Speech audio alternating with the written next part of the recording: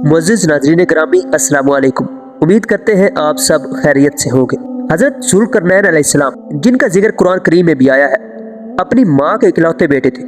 और जैसा कि हम सब जानते हैं कि उन्होंने ज़मीन के मशरिक़ और मगरिब का सफ़र किया और बहुत सी फतूहात हासिल की और लोगों को इस्लाम की दावत भी। जब वो बाबल में पहुँचे तो उन्हें सख्त बीमारी ने आ लिया और उन्हें अपनी ज़िंदगी के खात्मे का एहसास हुआ। उसी लम्हे उनके जहन में सिर्फ ये ख्याल आया कि उनकी मौत पर उनकी माँ को कितना दुख होगा।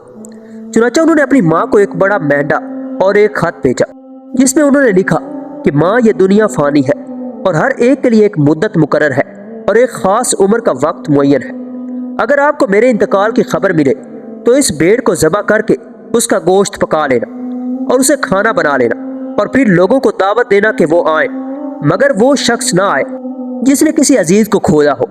जब उनकी माँ को उनकी मौत की खबर मिली तो उन्होंने उनकी वसीयत के मुताबिक मेंढे को ज़िबा किया, उसका खाना तैयार किया और लोगों को दावत दी, जैसा कि उनके बेटे ने कहा था। लेकिन उन्हें हैरत हुई कि कोई भी खाना खाने नहीं आया।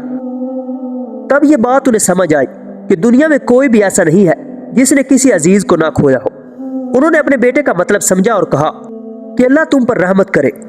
तुमने अपनी मौत में भी मुझे इतना ही सबक दिया जितना तुमने अपनी जिंदगी में दिया था।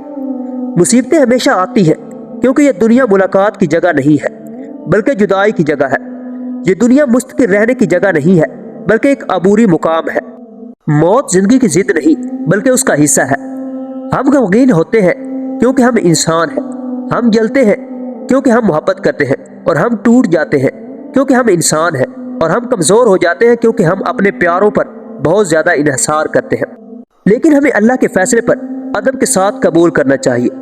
गुस्सा और नाराज़गी तकदीर को नहीं बदलते, मगर सब्र और रज़ा सवाब में इजाफा करते रहते हैं। आखिर में अल्लाह ताला से दुआ है कि अल्लाह ताला हमारे गुनाहों को माफ़ फरमाए और हमारा खात्मा ईमान पर फरमाए।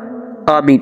मज़ीद ऐसी ही मालूमाती वीडियोज़ के लिए हमारे चैनल को सब्सक्राइब कीजिए, वीडियोज़ को लाइक और कमेंट कीजिए, दोस्तों के साथ शेयर कीजिए और हमारी हौसला अफजाई कीजिए।